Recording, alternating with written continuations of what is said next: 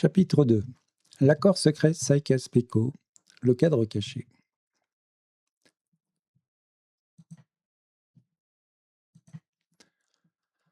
Avant même la fin de la Première Guerre mondiale, les puissances britanniques et françaises établissent dès novembre 1915 un comité secret chargé de redessiner la carte du Moyen-Orient à la suite de la défaite anticipée de l'Empire ottoman.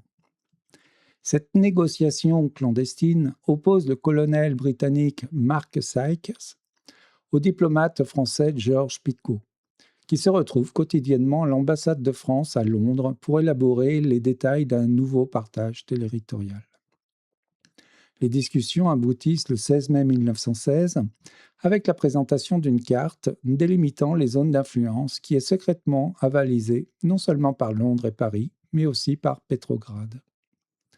Cet accord demeure totalement occulté jusqu'en 1918 lorsque Lénine le révèle publiquement à la suite de la signature du traité de Brest-Litovsk, mettant ainsi au jour les ambitions coloniales dissimulées derrière les principes d'autodétermination affichés par les Alliés.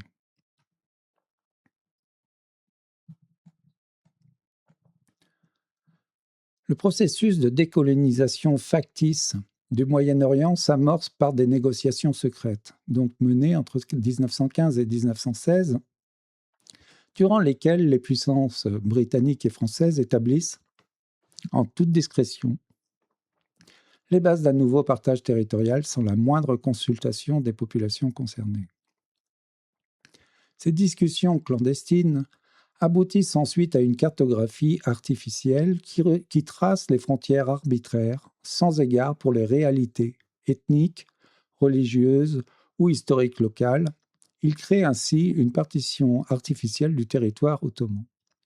Cette décision top-down, hiérarchiquement vue par le haut, engendre aussitôt des promesses contradictoires où les mêmes puissances s'engagent simultanément envers les Arabes, les Juifs, les Français et les Britanniques, en leur accordant des droits incompatibles sur les mêmes espaces. Par la suite, la Société des Nations institutionnalise cette artificialité en 1920 en créant un système de mandats internationaux qui légitime le contrôle colonial français et britannique sous couvert de tutelle préparatoire à l'autonomie. Ce mécanisme transforme finalement les zones d'influence en États artificiels, dont les structures politiques, économiques et sociales sont déconnectées des réalités locales, ce qui génère une instabilité chronique qui perdure jusqu'à nos jours. Les frontières tracées arbitrairement et les héritages institutionnels imposés continuent d'alimenter les conflits ethniques, religieux et politiques qui structurent la région depuis plus d'un siècle. Cela démontre comment un processus de décolonisation factice peut condamner un territoire à des décennies de violence et de troubles. Le paradoxe des mandats. La Société des Nations institue donc un système de mandats qui remplace la souveraineté directe par une forme de contrôle international. Le mandat de première catégorie concerne plusieurs territoires clés du Moyen-Orient, où la Syrie et le Liban sont placés sous administration française, tandis que la Palestine, la Jordanie et l'Irak tombent sous contrôle britannique. Le principe officiel affiché est celui d'une administration tutélaire, temporaire, destinée à préparer les populations à leur future autonomie. Cette rhétorique de la préparation à l'indépendance masque cependant une pratique de contrôle colonial direct où les puissances mandataires exercent une autorité souveraine sans reconnaître la moindre souveraineté aux populations locales. Ce déni de souveraineté institutionnalise une hypocrisie juridique qui légitime le colonialisme sous couvert d'un processus international censé être émancipateur. Le système des mandats constitue donc un mécanisme juridique créé par la Société des Nations pour légitimer le contrôle colonial sous couvert d'une mission de préparation à l'autonomie.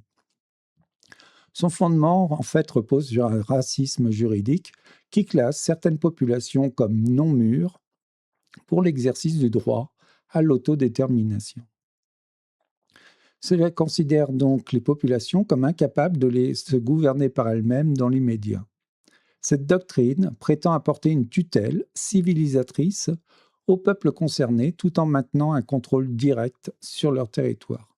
En réalité, il s'agit du masque civilisateur de l'impérialisme, un dispositif qui permet aux puissances coloniales de perpétuer leur domination sous une légitimité internationale, tout en prétendant d'œuvrer vers une émancipation future qui n'arrive jamais. La déclaration Balfour, le double jeu britannique. En novembre 1917, le général Arthur Balfour annonce que le gouvernement britannique envisage favorablement la création d'un foyer national pour le peuple juif en Palestine. Cette promesse s'inscrit dans un paradoxe flagrant, puisque le même territoire a déjà été alloué par des accords antérieurs à la fois aux Arabes, qui se sont soulevés contre l'Empire ottoman, et aux Français dans le cadre de l'entente Sykes-Picot. La Palestine se retrouve ainsi promise à 3 parties différentes par la même puissance britannique. Il légitime simultanément 2 nationalismes mutuellement exclusifs. Ce double jeu diplomatique engendre un conflit structurellement irrésoluble, puisque chaque camp peut invoquer une promesse officielle de la même autorité coloniale. Il crée les bases d'un antagonisme qui dépassera de loin la période mandataire pour perdurer pendant plus d'un siècle. L'anesthésie diplomatique. Les Britanniques ont adopté une posture comparable à celle d'un médecin qui promet simultanément le même organe à 3 patients différents, tout en sachant pertinemment qu'il ne pourra honorer qu'une seule de ses promesses. Cette stratégie repose sur l'espoir que le temps résoudra de lui-même le dilemme ainsi créé. En diplomatie comme en médecine, cette pratique relève de la faute professionnelle, car elle engendre aussitôt un conflit irréconciliable entre les parties lésées qui peuvent chacune invoquer une promesse solennelle de la même autorité. Les conséquences sont particulièrement visibles dans le cas de la Palestine, où la triple promesse, celles aux Arabes, celles aux Juifs et celles aux Français, a créé un antagonisme structurel qui a dépassé largement le cadre colonial initial pour perdurer pendant plus d'un siècle.